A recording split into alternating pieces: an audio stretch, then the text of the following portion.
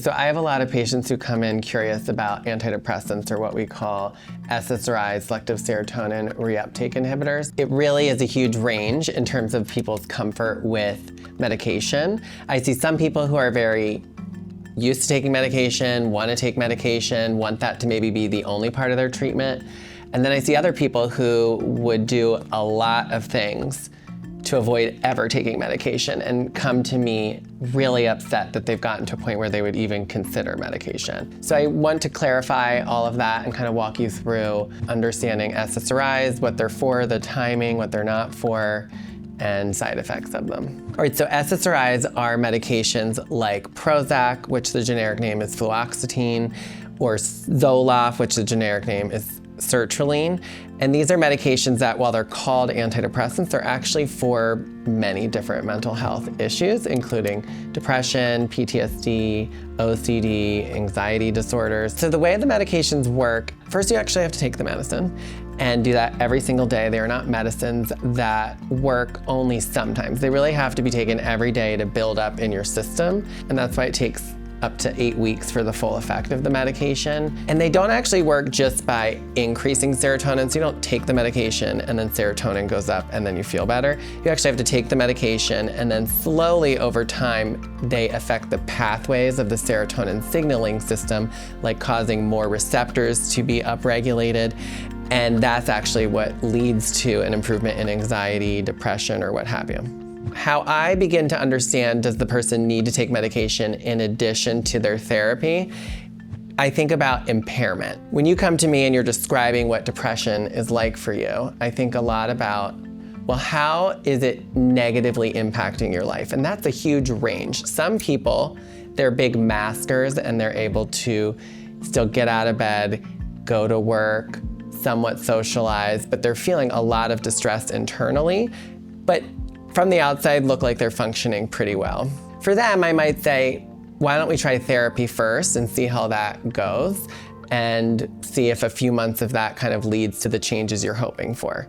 However, if someone comes to me and they've already tried therapy for several months and they're still feeling a lot of distress internally, a lot of those symptoms of depression, like still nothing is enjoyable, very low energy, low motivation, disrupted sleep, and they're like on month 6 of therapy every week, I think, well, let's actually consider trying a medication. I almost never start a medication if someone's not also getting therapy or have the experience of therapy, because that's just such a critical part of the treatment. There's a lot of evidence that if you just take medication and start to feel better but don't make any life changes or changes in your thinking or behavior, once you stop the medication, you might go back to feeling how you were previously. Another group of people who I am very hesitant to put on medication when they come in and see me are experiencing what I would call very proportional distress or anxiety. An example of that would be if somebody just lost a loved one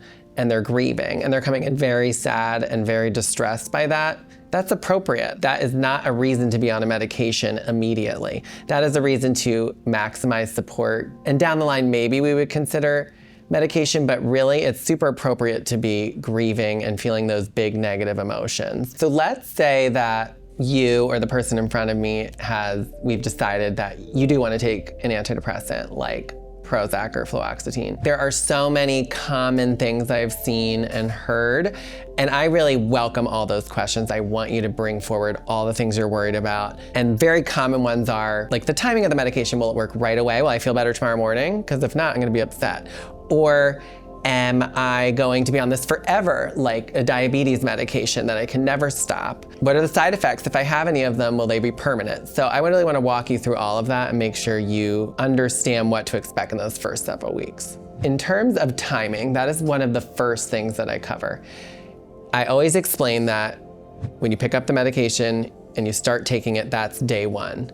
And it's not going to make you feel better tomorrow. There is some evidence that within a couple weeks you may start to feel some benefit, but I always tell people, be patient. It typically takes 6, 7, 8 weeks for that full effect, and it may involve some medication adjustments along the way. Another aspect of timing is People often come to me really worried that they're gonna be on this forever. This is gonna be how it is the rest of their life, and that is definitely not the case. So let's say you start taking it, you feel better in 2-3 months.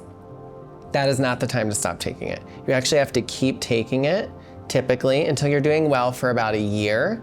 And then if you decide, you know what, I've been feeling better for a solid year, I wanna try and go off of it, it's very important that you talk to your provider and figure out how to safely and slowly go off of it. Because what I find is sometimes people go too fast off of it. They just wake up and they go, you know what, I don't wanna be on it anymore, I'm not gonna take it. And then they have what we call withdrawal. It's not dangerous, but it can be very uncomfortable. And part of the withdrawal is feeling more anxious, jittery, irritable, tired, foggy, and people immediately think, wow, I actually have to be on this forever because I'm experiencing some return of anxiety immediately. But most likely that's withdrawal, and that can be helped by going much more slowly over months off the medication by slowly reducing the dose. And the other thing about when to come off of it is you want to make sure it's at a time that's not super stressful. So if you're about to start your semester at college or change jobs or move, probably not the best time. Or if you're a person who struggles in winter because you get a seasonal component to your depression, I would say wait until it's spring. And you really want to just kind of optimize for the best time to try and get off of it. The second thing that I always review with people is side effects. And before I tell people about the specifics, I say you could go and Google this and go on Reddit and find 4,000 different side effects. That's unhelpful. Really what I like to do is go, what's the most common? And then what are these rare side effects that rarely happen but are ones that you should really be aware of? Second, I tell people that let's say you do have a side effect, they tend to get better over a couple days or weeks. They don't tend to be permanent. So let's get into some of the side effects. So most common, anytime you take a pill, it goes into your stomach, and that can upset your stomach, whether that's nausea, constipation, diarrhea. 2, it can affect your energy and sleep, either make you activated, so have a little too much energy, more trouble sleeping, or it can lead to lower energy or maybe oversleeping. Again, this is not like everybody has this, it's just these are more common things that can happen.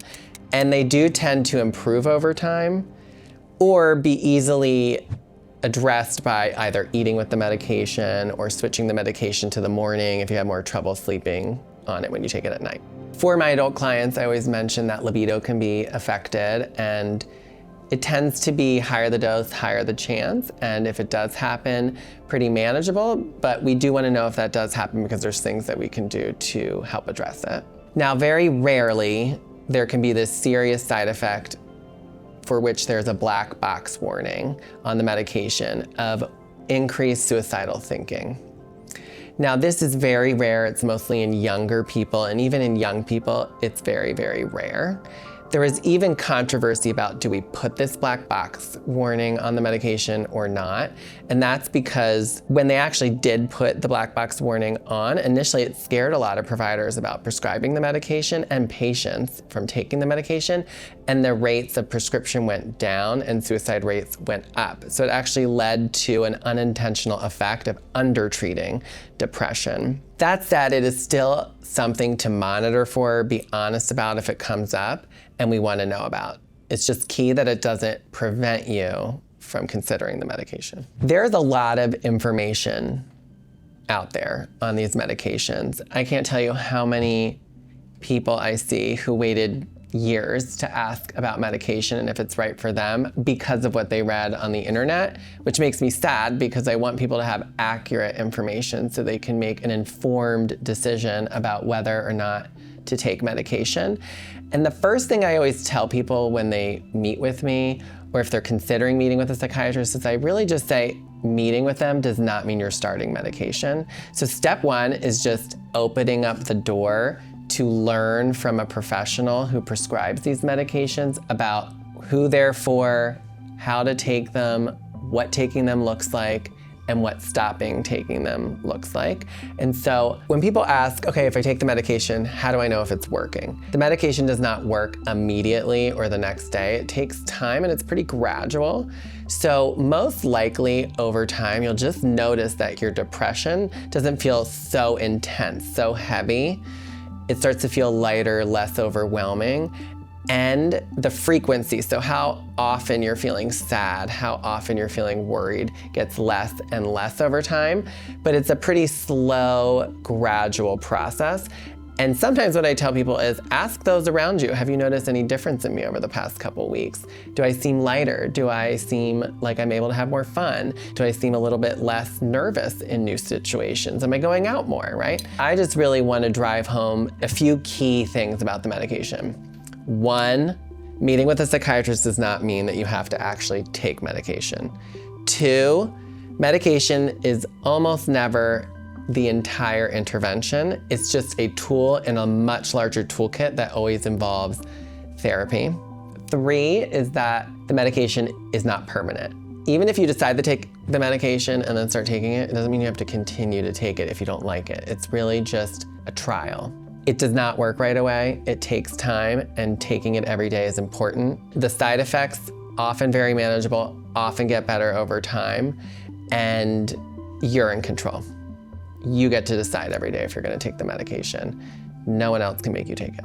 So if you've gotten this far, here are a couple steps that I recommend. First, if you're not in therapy, find a therapist. If you're in therapy, I recommend bringing up medication with your therapist and see their thoughts. Of course, they're not the ones prescribing it, but they have gotten to know you and hear about how your symptoms are affecting you. So they're a great resource. You don't have to have made the decision to take the medication to set up an appointment with a psychiatric provider. You can just set that up and learn more from them. It's not a decision to take the medication, it's a decision to learn more and avoid Googling, Redditing, and reading the internet extensively, because it'll probably just make you anxious. I hope you found this helpful and learned something. These decisions can be really stressful and hard to make. If you feel like you're struggling now, then feel free to schedule a chat with us and learn more about what type of treatment would be right for you.